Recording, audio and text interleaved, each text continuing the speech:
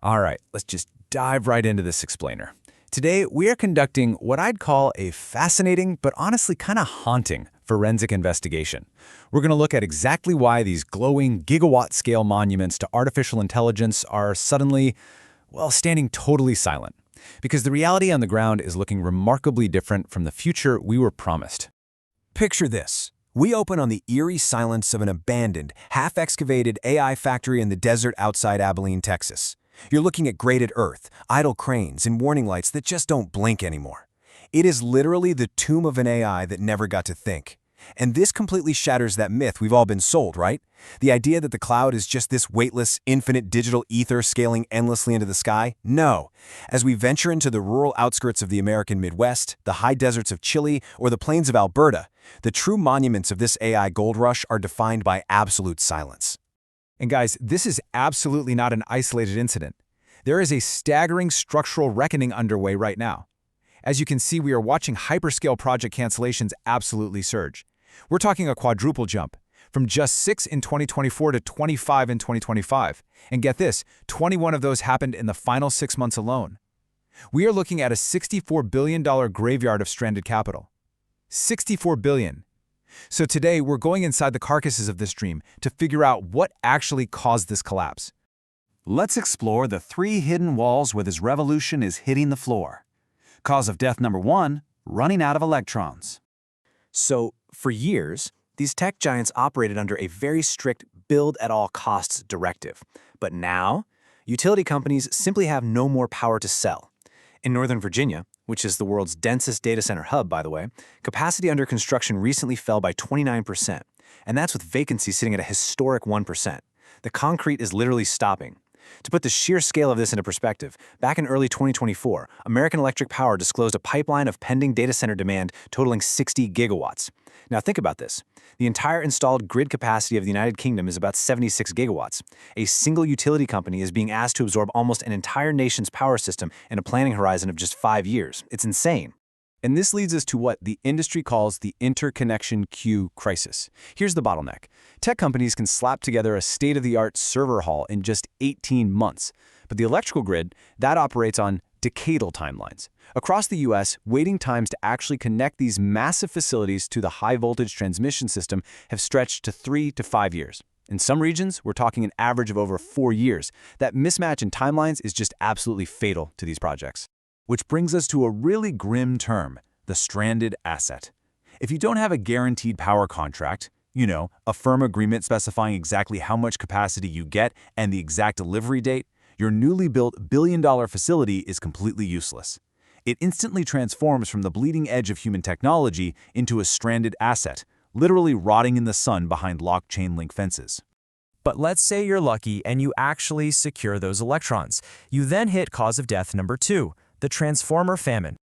See, the reality is that the cloud isn't really software at all. It's a heavy resource extraction industry built on copper, lithium, and concrete. And right now, the global supply chain is completely choking. You cannot build a server rack without a transformer. The industry is currently strangling on wait times of 144 weeks. That's nearly 3 years just for a single large power unit.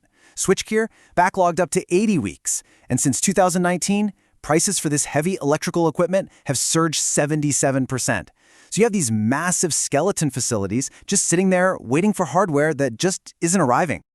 Consider this fascinating bit of forensic testimony from a supply chain analyst. There was this fully funded project in Ohio. The land was bought, the construction crews were geared up and ready to go, but a single shipping container of copper-coiled transformers got lost at sea for 3 months. Just 3 months. By the time they finally located the coils, the construction loan had expired and the entire project was completely scrapped. Billions of dollars derailed over one lost container of copper coils. It really highlights just how fragile this massive infrastructure truly is. This brings us to our third fatal blow, and honestly the most volatile variable yet. Cause of death number 3, the NIMBY singularity. Residents worldwide are quickly waking up to the realization that the cloud actually means massive industrialization right in their own backyards. A single mid-sized data center consumes roughly 300 million gallons of water every single day just for cooling. To picture that, that's enough to fill over 450 Olympic swimming pools, and it's completely draining local aquifers in the process. And the global impact here is tremendous. Down in Santiago, Chile, organized communities actually managed to prove that a massive Google project would extract 7 billion liters of water annually from an already depleted aquifer. The result? The project was immediately suspended. Local pushback is proving to be just as powerful as the physical limits of the electrical grid. Now, combine this massive resource drain with the constant 24/7 low-frequency hum of cooling towers that just wrecks the peace and quiet of rural areas, and you trigger the NIMBY Singularity. In 2025 alone, organized community and regulatory opposition blocked or stalled at least 48 data center projects, and the price tag on those? A staggering $156 billion. Citizens are actively and sometimes aggressively pushing back. Over in Warrenton, Virginia, residents went so far as to fire their entire city council for approving a data center. In Michigan, 19 different towns have enacted strict moratoriums. The public is asking a very direct, very fair question. Why should community resources and public infrastructure subsidize private computational empires? It's becoming this fundamental clash between local ecosystems and technological expansion. Which brings us to Section 4, Autopsy of a Giant. The fall of Stargate. Let's look at the flagship case study of this necrosis. So, announced in early 2025, Project Stargate was billed as a $500 billion Manhattan project for AGI. The plan was for it to draw more power than the Hoover Dam, but by March 2026, just a little over a year later, the dream completely collapsed. It fell apart over financing disputes and the harsh physical constraints of the site itself. Today, that colossal 1.2 gigawatt site is just a secondhand shell of a future that was promised but just couldn't be delivered. This collapse perfectly highlights a really interesting concept known as the failure of simultaneity. It proves that even limitless capital cannot bend the laws of physics. The money arrived before the grid was ready, and the AI ambition arrived before the cooling towers could be built. Because of this failure to line everything up, nearly half of all planned U.S. builds in 2026 are now projecting either severe delays or absolute cancellations. And that leads us to Section 5, the Boneyard, an architectural retreat. The financial toll of all this is just immense. Tech providers are essentially trapped in this high-stakes, multi-billion-dollar game of musical chairs for transformers that frankly won't arrive until 2029. In Oregon and Washington, undeveloped hyperscale land has led to $2.6 billion in write-downs and impairment charges. Over in Dublin, Ireland, there's a complete moratorium on new grid connections that has frozen development simply because data centers are already consuming 18% of their entire national electricity supply. So, hyperscalers are now desperately fleeing these congested hubs. They're chasing legacy transmission infrastructure, like the old wind energy corridors out in West Texas. But even in Texas, the reality of the physical world is catching up.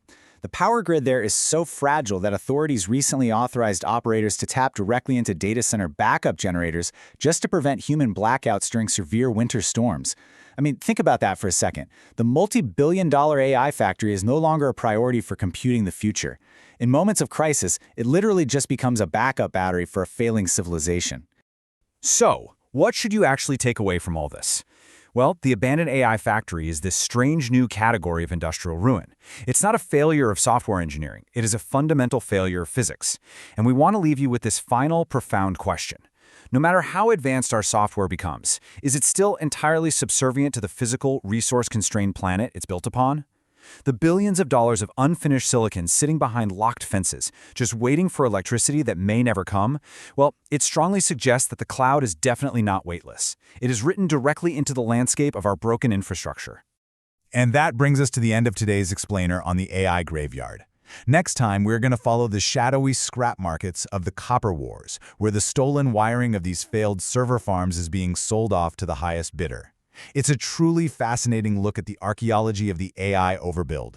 Join us then, but for now, turn the lights off before you leave.